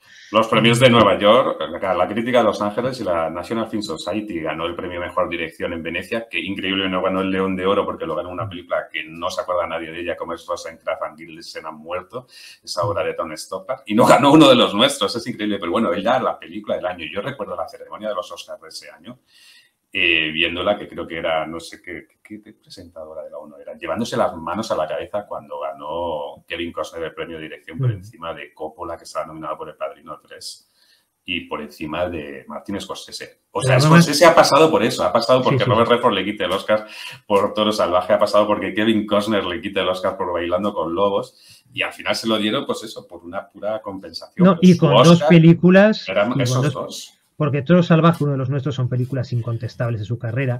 La tercera, que se quedó también más cerca, posiblemente sea El Aviador, pero El Aviador no es incontestable. O sea, El Aviador seguramente hubiera ganado, pero no era tan incontestable como Toro Salvaje, uno de los nuestros. Y ahora viene una gran pregunta que también se comenta mucho por redes. A ver, ¿El Irlandés o Los Asesinos de la Luna? Es decir, hay gente, como por ejemplo nuestro buen amigo Nando Cruz, que opina que El Irlandés le llenó más, o sea, que como que le impactó más ese reencuentro Pacino-De Niro que Los Asesinos de la Luna. El Irlandés se fue de vacío, también era una película concebida, también de plataforma, de Netflix, y concebida a todo. Y ahí también se habló mucho, Scorsese, que gozada, Joe Pesci, todo. Tú de las dos, ¿con cuál te quedas? Yo sé que a ti te gusta también más El Irlandés, pero a mí me gustan más Los Asesinos de la Luna. Yo creo que El Irlandés tenía un lastre muy potente que era esa caracterización de los personajes. Yo no pude ver El Irlandés en el cine y de alguna forma eso también te tiene que condicionar algo, ¿no? Agradecí el juego de los actores. Yo creo que los tres actores están muy bien. O sea, nada que ver, por ejemplo, el Joe Pesci del Irlandés con otro Joe Pesci que había por ahí, que era como una imitación del Joe Pesci de uno de los nuestros, ¿no? O sea, ver ese Joe Pesci maduro en ese personaje siniestro era súper interesante. Pero, por ejemplo, cuando veía Infiltrados esta semana, la solución que tiene, por ejemplo, para poner a un Jack Nicholson más joven en el prólogo de la película, que lo ves siempre a oscuras, ¿no? Moviéndose siempre como un fantasma por aquí, pero nunca lo ves porque no utiliza ningún truco de maquillaje para rejuvenecerlo, salvo en el último plano de esa secuencia, ¿no? Hubiera agradecido más alguna solución del tipo usa otro actor, no pasa nada, y luego usa y aprovechalo en su máxima plenitud de madurez, que de alguna forma a mí no me funcionó esa parte. Yo creo que a nivel de guión es impecable, a nivel de dirección también, probablemente esté mejor dirigida que Los Asesinos de la Luna por todo lo que hemos comentado antes, esa especie de arritmia narrativa de que Scorsese ya está dirigiendo en la silla, no está con la cámara a cuestas, ¿no? Quizá es más El Irlandés lo que se entiende por una película de Scorsese que Los Asesinos de la Luna, pero yo creo que hay un pozo más interesante en la película, a pesar de ser una película más irregular y más frustrante. Yo tengo que reconocer que, sobre todo lo primero, es que es una gozada que un director haya encadenado estas dos películas, El Irlandés y Los Asesinos de la Luna. Dialogan bien, en ese retrato. Un hombre tan mayor que te crea dos películas tan contundentes como estas. Yo creo realmente que El Irlandés es más redonda realmente. Creo que a nivel general es más contundente en ese sentido. Está mejor editada, digamos así. Y Los Asesinos de la Luna, siendo grandeza, siendo acontecimiento, sea muy alabable, es más dispersa, más deslavazada, con grandes momentos, pero también con más imperfecciones. Me da la impresión de que El Irlandés. Y luego también recomendar, aunque en el repaso no lo hemos dicho, no olvidemos en los últimos años que uno de los mejores Scorsese está en televisión, porque fue el hacedor de Boardwalk Empire, excelente serie de HBO. El piloto lo dirigió él y creo que ganó el Emmy por el piloto. Y realmente es una serie también que está producida por él y tiene un poco también todo ese sello característico de gángsters, casinos, mafia, corrupción y bandas, y realmente es muy recomendable. Los que estáis repasando la filmografía de Scorsese estos días, no os olvidéis también de la serie, que la tenéis disponible en HBO. Y bien, Llevamos una hora hablando de Scorsese, hablando de Los Asesinos de la Luna. Yo creo que se va a seguir hablando mucho de la película y seguiremos hablando de ella. Fíjate, una de las cosas que decías del irlandés es que probablemente careció de un estreno como el que ha tenido también Los Asesinos de la Luna. El irlandés se estrenó un poco de tapadilla y eso amortiguó de alguna forma la conversación y también ha amortiguado su lugar en la historia porque ahora mismo está enterrada en el catálogo de Netflix e imagino que será imposible acceder a ella. Y porque Netflix ha comprobado que no podía, es decir, Roma, el irlandés, no son películas para luego ver en plataformas. O sea, la estrategia de Apple es mucho más inteligente, decir, bueno, voy primero a crear un evento en salas y luego la recupero en plataformas porque realmente falta un poco pues esa sensación, esa notoriedad. Ya sabemos además que cuando te estrenas en plataformas tu vida útil allí es muy reducida porque la conversación se acaba pronto, acabas sepultado enseguida. En cambio de Los Asesinos de la Luna vamos a hablar ahora que se ha estrenado en cines, estamos hablando de taquilla, cómo le va, volveremos a hablar de ella cuando llegue a Apple y va a tener una conversación mucho más larga. Está más presente en la sociedad, en los espectadores y demás, y eso la hace más relevante a fin de cuentas. Hemos visto a Los Asesinos de la Luna en las marquesinas, no lo vimos en el irlandés, como dices, estrenó de tapadillo, y bueno, pues es lo que hay, pero bueno, una hora hablando de Scorsese, nos encanta que Scorsese esté en la carrera, es decir, que estemos en una carrera con Scorsese, con Christopher Nolan, con Yorgos Lanthimos, es una gozada, que en los cines tengamos ahora mismo a Woody Allen, a David Fincher, a Martin Scorsese, es también una maravilla, así que disfrutémoslo. Pero bueno, si te parece es el momento de ver si después de pasar por salas cómo le va a Los Asesinos de la Luna en el Oscarómetro y cómo afectan las nominaciones a los Gotham, cómo afectan las inercias y cómo afecta que cada vez vayan avanzando las semanas y nos vayamos acercando a meses importantes en la carrera de premios. Así que, sin más dilación, es el momento de el Oscarómetro. El Oscarómetro, que después de hablar de Scorsese vamos a repasar de manera más breve que en el anterior programa, porque el protagonista de esta entrega del Oscarómetro ha sido Los Asesinos de la Luna, sin lugar a dudas. Hay pocas modificaciones, por lo menos en mi caso, no sé, Fran, pero a ver las haylas, así que vamos a ver un poco cómo se ven los movimientos en nuestro Oscarómetro, en el segundo que hacemos, con algunos nombres nuevos, algunos que caen, algunos que se consolidan, pero bueno... No nos volvamos locos con los No nos volvamos locos, pero cambios hay, así que vamos a comentarlos. Si te parece, Fran, como siempre, abrimos actriz de reparto. Pues empezamos con la actriz de reparto y los Gotham me hacen tener en cuenta, pero no lo suficiente como para entrar en el top 10, a los nombres de Juliette Binoche y de Sandra Hüller, que yo ya los tenía orbitando alrededor de ese top 10, pero que todavía no me he atrevido, aparte del de Claire Foy por All of Us Strangers, ¿no? Yo tengo una novedad en el top 10 y ahora la comentamos. Empezamos por el 10, donde mantengo a Rachel McAdams con Estás ahí, Dios, soy yo, Margaret. Después de haber sido nominada al Gotham, pues evidentemente la voy a dejar ahí, se mantiene en el 10. Y en el 9 tengo la primera novedad, bueno, la primera y la única, y el primer impacto de Los Asesinos de la Luna en mi Oscarómetro. Meto en el puesto número 9 a Cara Jade Myers por Los Asesinos de la Luna. Es una de las hermanas del personaje de Lily Gladstone. En ciertos portales norteamericanos ya se está hablando de esta interpretación, que es verdad que son 4 hermanas o 5, pero donde está el conflicto y uno de los puntos de la película donde más se focaliza es en esta hermana enana, la hermana más libre de todas, la que pasa de los hombres, la que va con una pistola en el bolso y que también es la que de alguna forma dice hasta aquí.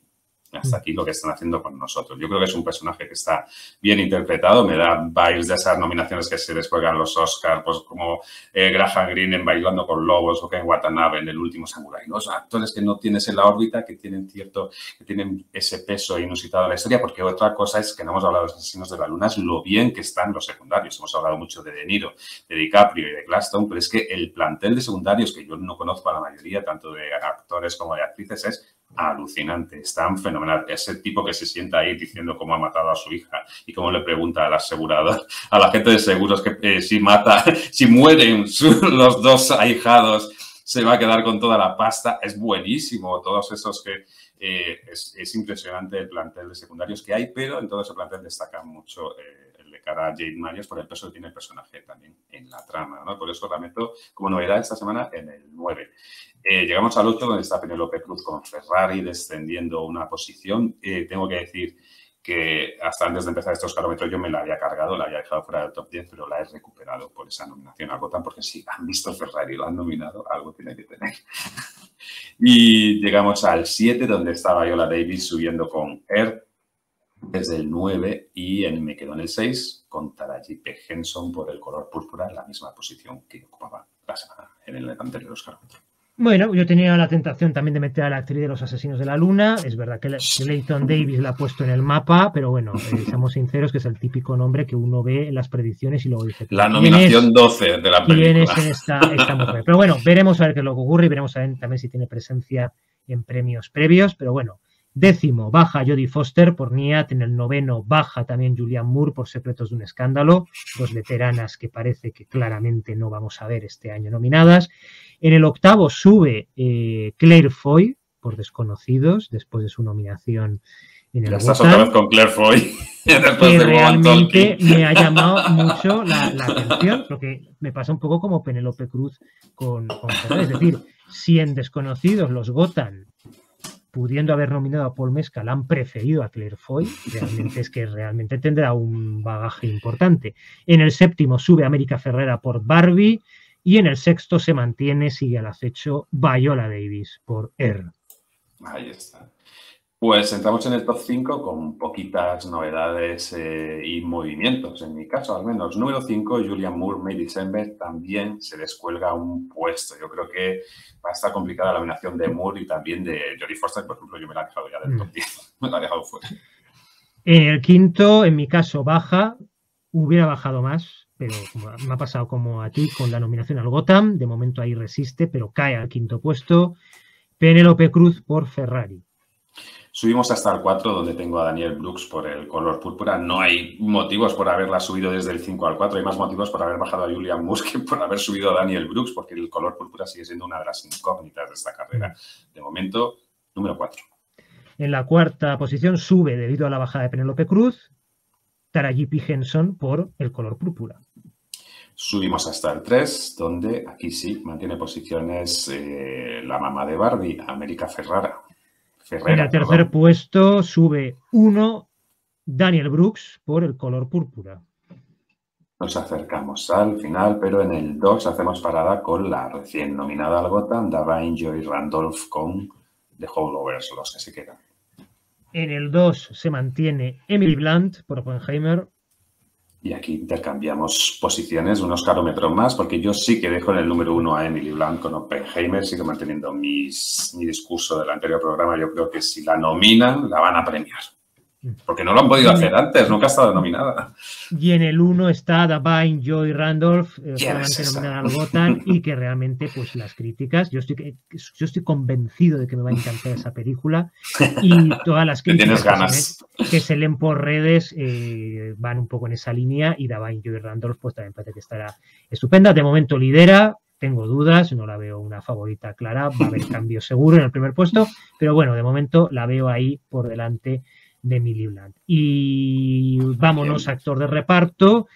En el 10º puesto, no lo metí en el anterior oscarómetro y ahora entra, sube al 10º puesto Matt Damon por Oppenheimer, sube en este caso. En el 9º baja John Magaro por Vidas pasadas.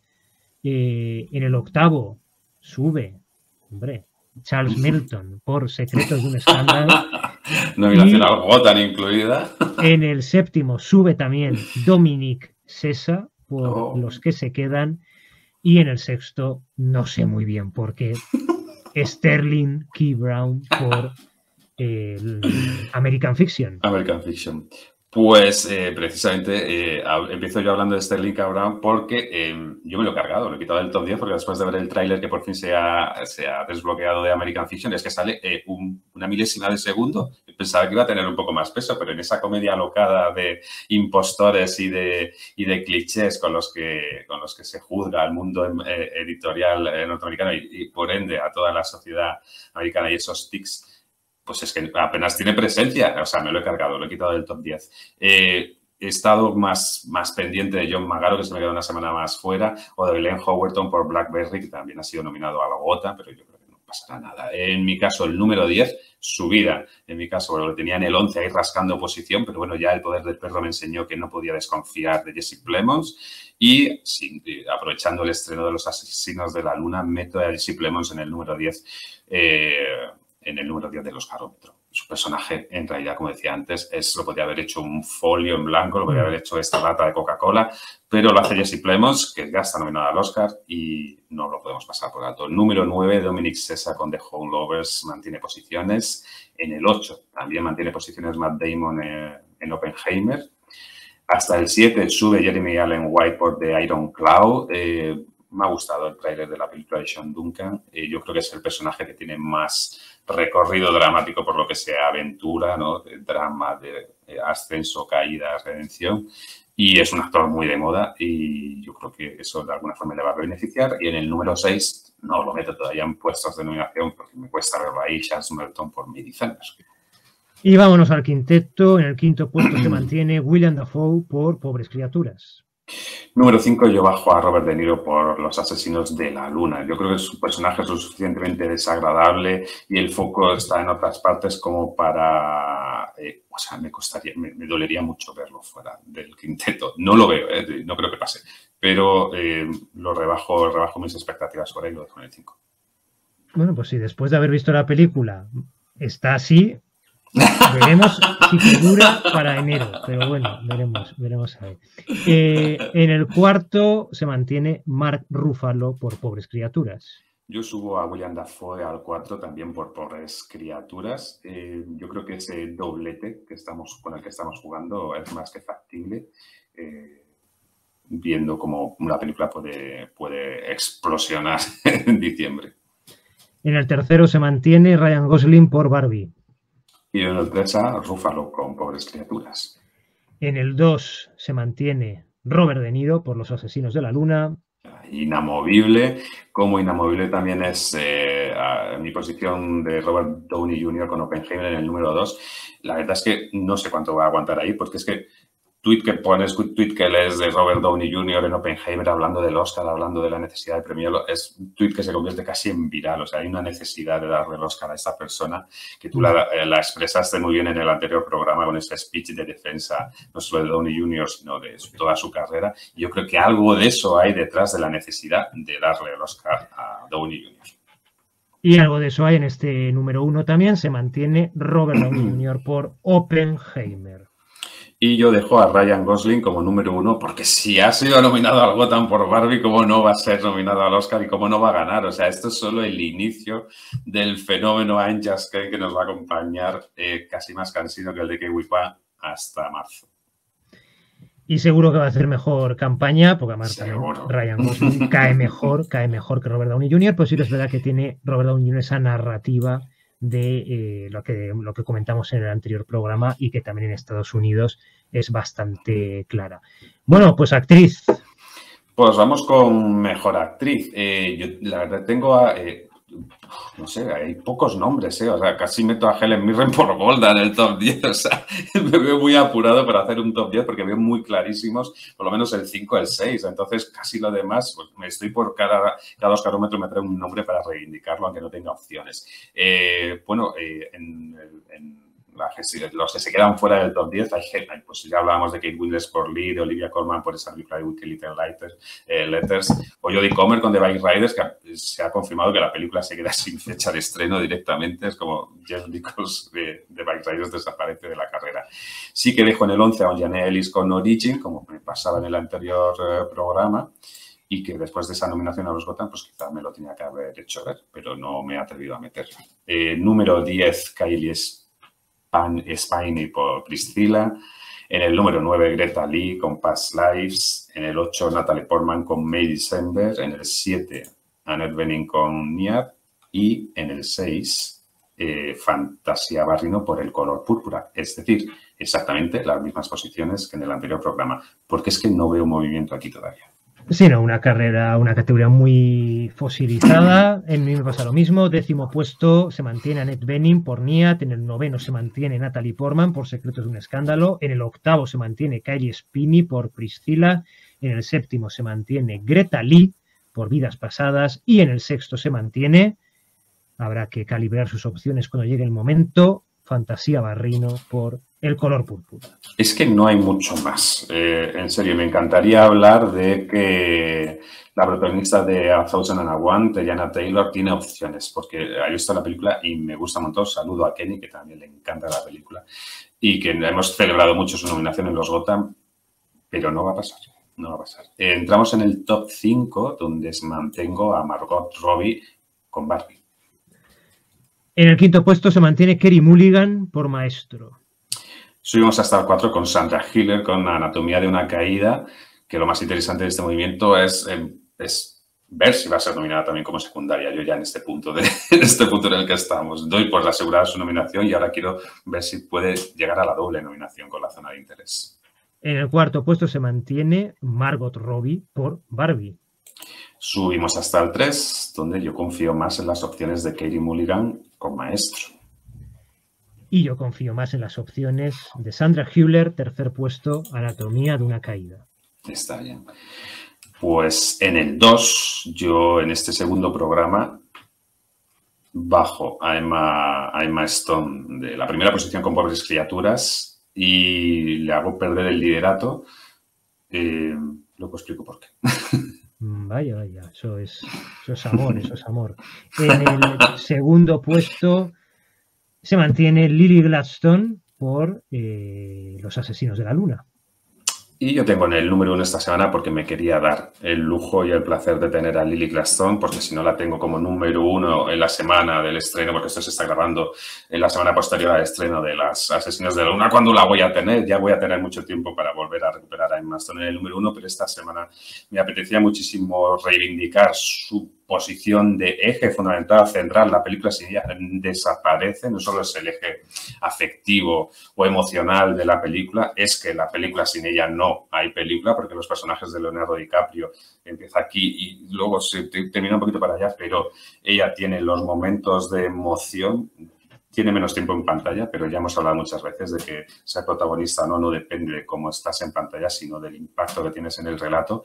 Y la película es la película de Lily Gladstone. Ni es la película de Leonardo DiCaprio, ni es la película de Robert De Niro, es la película de Lily Gladstone como representante de toda su comunidad, pero también como un personaje con mucha entidad, con el que te enfrentas a muchos problemas, pues lo que decías, de verdad está enamorada de este tío. También es un personaje divertido, es un personaje que come caramelos, como no te vas a sentir identificado y que le gusta comer y beber bien.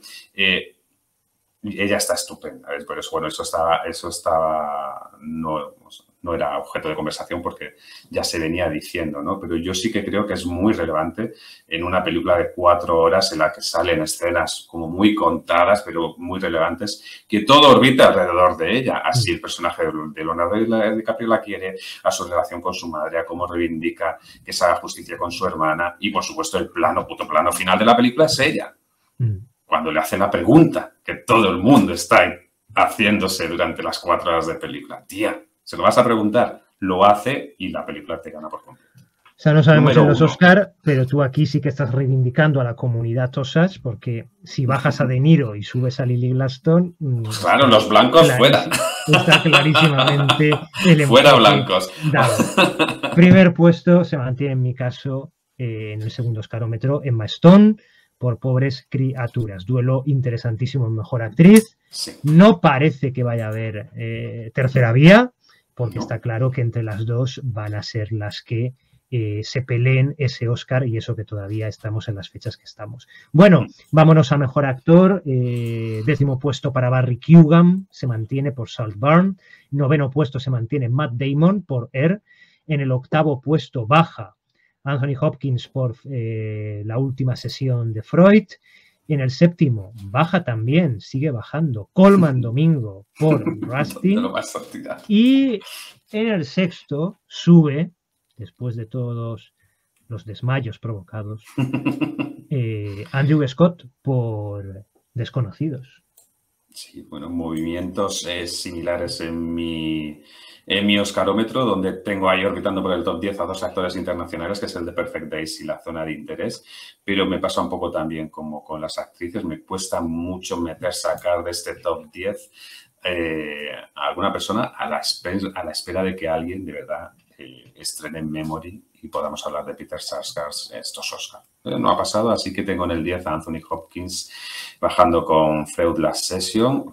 Cuando estamos grabando esto, la película se está proyectando en el AFI y, bueno, pues a lo mejor eso, en el próximo programa ya no hablamos más de Anthony Hopkins, que por cierto se descuelga de la carrera con su otra película, esta de One Life, que se va a 2024, así que no va a haber doblete de Hopkins este año. Número 9, Barry Keoghan con Saltburn, manteniendo posiciones. Número 8, lo subo desde el 10, donde tenía Andrew Scott.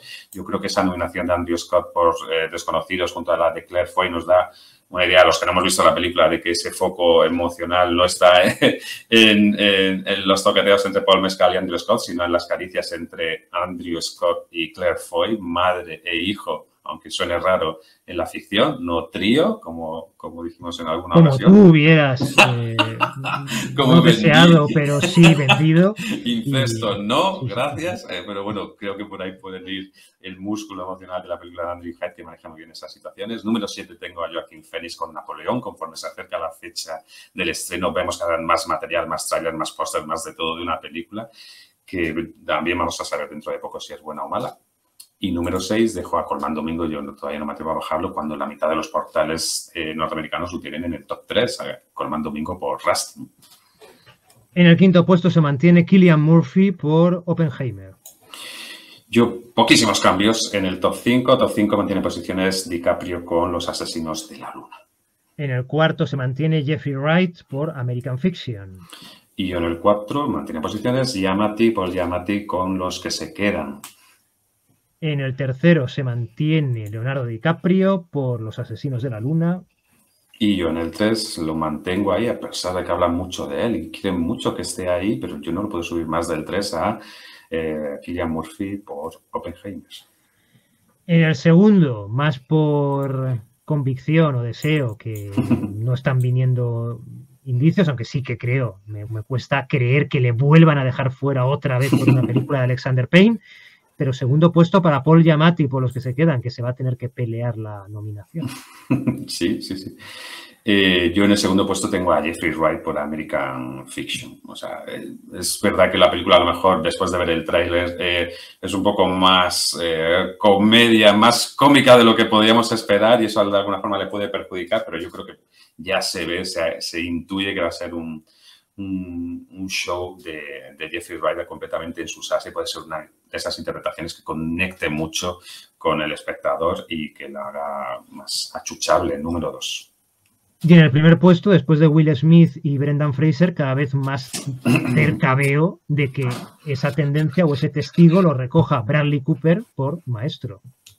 Bradley Cooper es mi número 1 también como Maestro, manteniendo en posiciones, pues al final, pues eso, una nariz te puede dar un Oscar y lo bien que estaba Bradley Cooper en El Callejón de las Almas Perdidas, esa película de Guillermo del Toro que pusieron hace poco por televisión y me volví a tragar entera, o sea, sin problemas. Bueno, recta final, vamos ya poco a poco terminando. Dirección. Pues empezamos con dirección. Tengo algunos movimientos, no tengo muchos movimientos, la verdad. No me he atrevido ni a meter a Emerald Fennell, que también calienta motores con Saltburn, cada vez se genera más material sobre la película porque está a punto ya de verse. O Cord Jefferson por American Fiction, porque también no debería de haber entrado en los Gotham, no era un debut, no deberíamos de haberlo visto por ahí. Número 10, Ridley Scott con Napoleón. Número 9, Celine Song con Past Lives. En el 8 baja un puestecito Justin Triet con Anatomía de una caída. Es el puesto que sube Greta Gerwig con Barbie. Porque se habla mucho, ¿no?, de que Greta Gerwig debería estar en el DGA, que tiene que ser esa nominación de industria, está ese rum por ahí. Y en el número 6 dejó a Bradley Cooper con Maestro. En mi caso, en el 10º puesto se mantiene Justin Triet por Anatomía de una caída. En el 9º se mantiene Bradley Cooper por Maestro. En el 8º baja Celine Song por Vidas Pasadas. En el 7º sube Core Jefferson por American Fiction. Y en el 6º se mantiene ahí al acecho como alternativa, buscando hueco para colarse, Greta Gerwig por Barbie. Pues venga, empezamos en el top 5, donde desciende un puestecito Alexander Payne con Los que se quedan. En el 5º puesto se mantiene Jonathan Glazer por La zona de interés. Pues es justamente Jonathan Glazer quien tengo en el 4, porque si algo tengo claro es que de este quinteto a lo mejor el que se puede caer es Payne, aunque lo veo súper sólido, por eso subo un poquito más a Glazer y lo veo como muy dentro con La zona de interés. Alternamos puestos, en mi caso 4º puesto se mantiene Alexander Payne por Los que se quedan. Y aquí subimos al 3, donde la verdad es que me duele porque creo que es una película, un empeño también muy personal y, como digo, como epílogo de una parte de la filmografía de Scorsese, que no va a ser su última película, pero que sí que de alguna forma cierra un capítulo muy importante de su filmografía. Me duele no poder subirlo más. Se me queda en el 3, Martin Scorsese con Los asesinos de la luna. En el 3 se mantiene, y me arrepentiré por ello, pero de momento está allí, Yorgos Lanthimos por Pobres criaturas. Pues vamos hasta el 2. Ay, estos oscarómetros luego habrá que ponerlos, el itinerario de Lanthimos hasta el número 1. Número 2 yo dejo a Christopher Nolan con Oppenheimer, que a lo mejor también me tengo que poner mis oscarómetros cuando lo gane. Yo en mi caso en el segundo, Martin Scorsese por Los asesinos de la luna.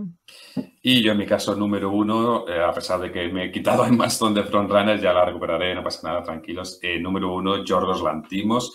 Aquí es que la estrella es bicéfala, la estrella es Emma Stone, pero es que Yorgos Lanthimos también es muy estrella, ¿vale? Entonces, número 1 por segundo oscarómetro consecutivo.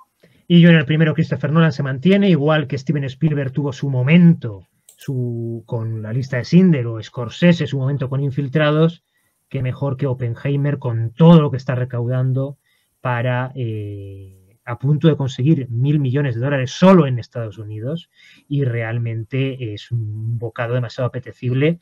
Su hándicap es que cae mal, y cae mal, pues eso. Bueno, pero a lo mejor estamos en ese punto de ruptura. Antes hablabas de Scorsese, lo que le costó, cómo fue ignorado por Taxi Driver, pero y hablando de Spielberg también fue ignorado por Tiburón, ¿no? Fue como esos olvidos que luego pero una vez que entra en la rueda, a lo mejor ha llegado el momento o tenemos que esperar a que haga una película, pues, no sé, el Holocausto, de Auschwitz o lo que sea, pero realmente después de una película bélica como Dunkerque, ahora esta cinta también, pues con las consecuencias de la bomba atómica, dilemas éticos, morales, los políticos y tal, es muy tentador, así que sigue en el primer puesto. Y vámonos con mejor película.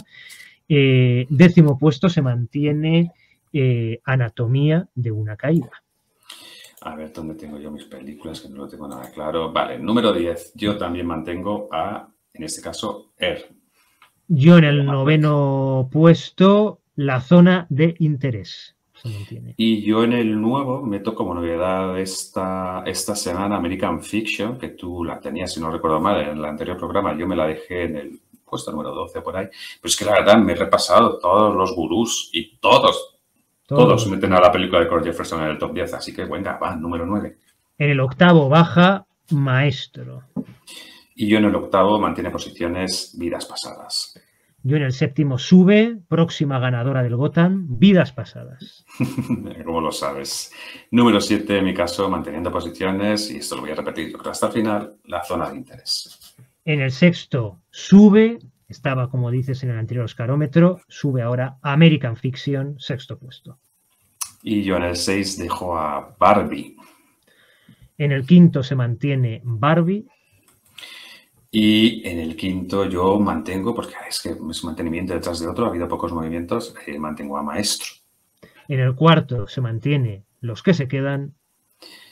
Y a partir de aquí vamos alineados. Número 4, Los que se quedan también. En el 3º, Los asesinos de la luna. Y en el 3º, Los asesinos de la luna. Venga, va. En el 2º, Oppenheimer. En el 2º... Es que no, es que no, probablemente gane, pero no quiero que gane. Número 2, Oppenheimer.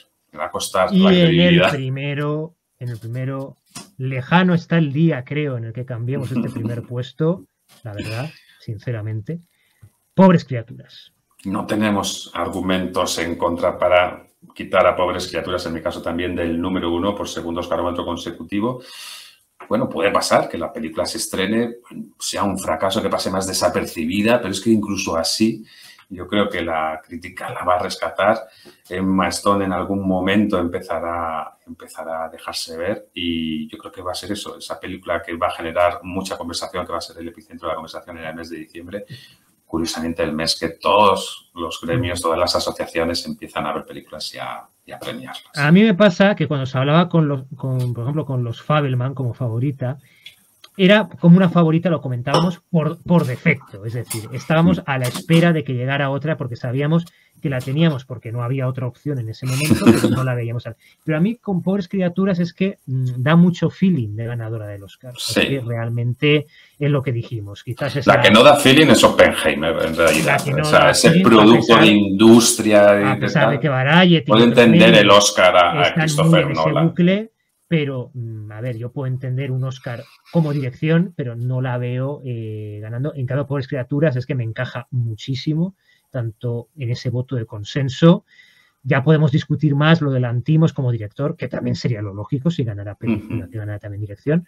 Pero es que este año, a ver, yo el año pasado decía Almas en pena de Inisherin y luego se fue de vacío. Pero hay unas vibraciones viendo lo que ha pasado los últimos años que dices, es que no veo ni a Los asesinos de la luna ni a Oppenheimer desbaratando la carrera y quitándole esa sí, dos productos tan producto, ¿no? Como producto. Imponiéndose en la categoría en la que ya sabemos los efectos catastróficos que tiene el voto preferencial, ¿no? Entonces, yo creo que es una película que puede convencer a los académicos que les gusta el cine de autor, porque tiene un autor con una personalidad que se evidencia en cada plano y en cada ojo de pez de la película, pero también puede gustar a los que buscan una lectura en clave de político, en clave de mensaje social y tal, también la va a tener y la va a arrojar. Entonces, yo creo que unifica muchas corrientes con las que la Academia está jugando estos últimos años. Entonces, es difícil, o sea, ganó una película como Coda, que es una película pequeñita frente a películas grandes de industria, y ganó una película como Toda la vez en todas partes frente a otros productos también más pensados para Oscar, precisamente por eso, porque te ofrecía más vías de conexión con ellas, ¿no? Yo lo único que diré es que Los asesinos de la luna ha pasado por ti, pero no ha entrado dentro de ti, porque realmente me bajas a DiCaprio, a De Niro, no sube en película, no sube en dirección, o sea, realmente es Lily Gladstone aquí, la estrella absoluta. Sí, es que yo creo que la película es la película de la historia de la familia de Lily Gladstone y como representación de toda su comunidad, ¿no?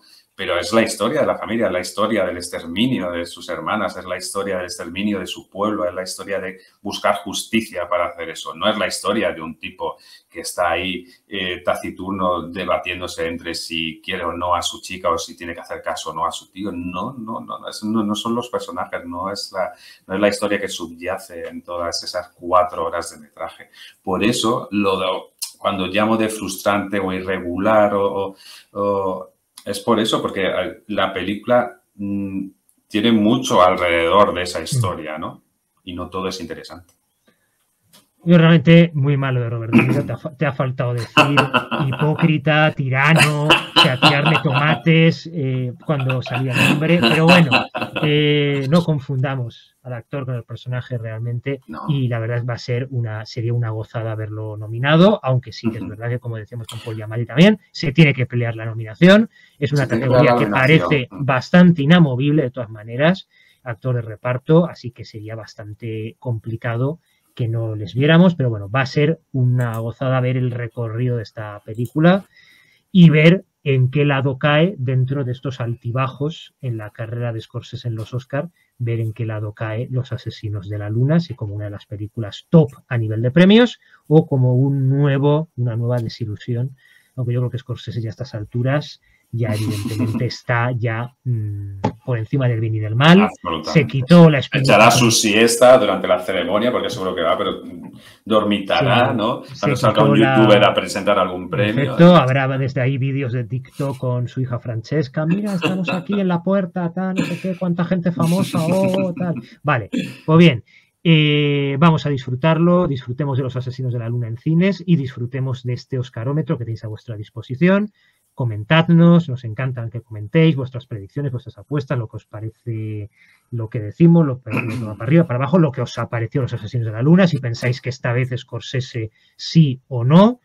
Y nosotros mientras seguiremos a la espera del resto de películas que vayan llegando, del resto de nominaciones que vayan llegando, y os emplazamos para una próxima edición del Oscarómetro para seguir actualizando y seguir comentando.